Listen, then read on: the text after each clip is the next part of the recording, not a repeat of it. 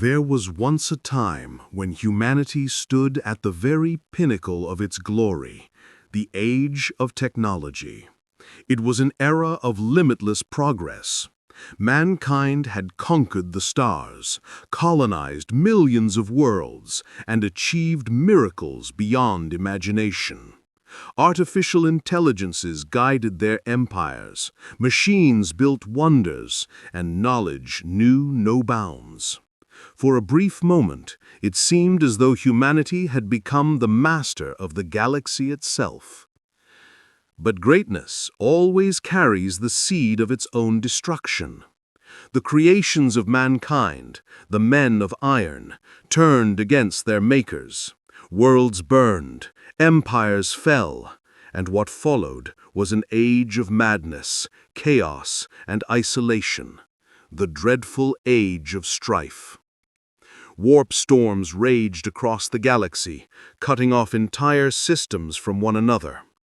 Planets were plunged into barbarism, civilizations collapsed, and humanity fractured into countless warring kingdoms, each fighting to survive in the dark. Then, from the ashes, he emerged, the Emperor of Mankind. No one knows his true name or where he came from. Some say he was born in the dawn of human history, an immortal guardian watching from the shadows.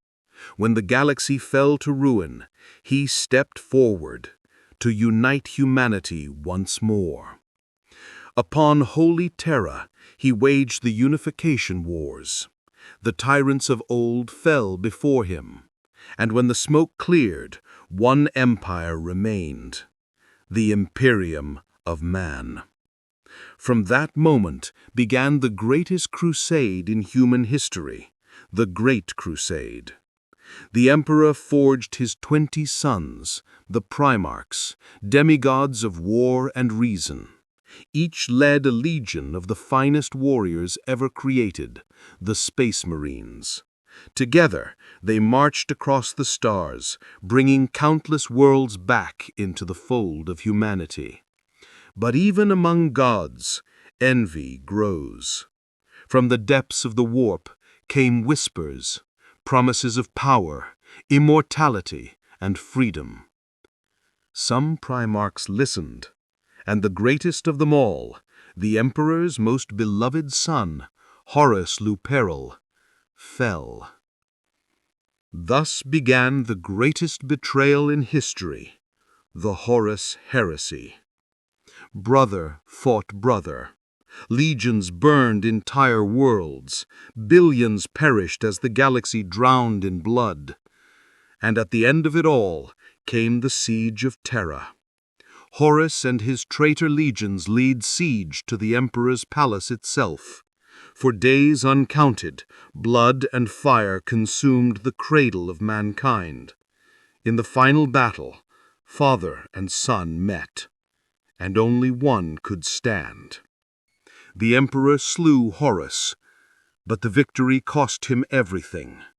Mortally wounded, he was placed upon the Golden Throne, a life-sustaining device that keeps his spirit alive to this very day. 10,000 years have passed. The Emperor's body endures, but his voice is silent. The Imperium still stands, vast, crumbling, and eternal. It is an empire built on faith, fear, and sacrifice. Its people worship the Emperor as a god, though he once denied divinity. And across the galaxy, mankind fights endless wars against aliens, daemons, and the darkness within itself. Every day, countless heroes die so that humanity might live one day more. Every victory is paid for in blood. And still, the light of the Imperium burns, flickering, fragile, but unyielding.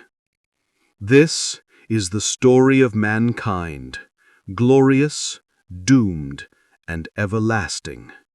This is the Imperium of Man.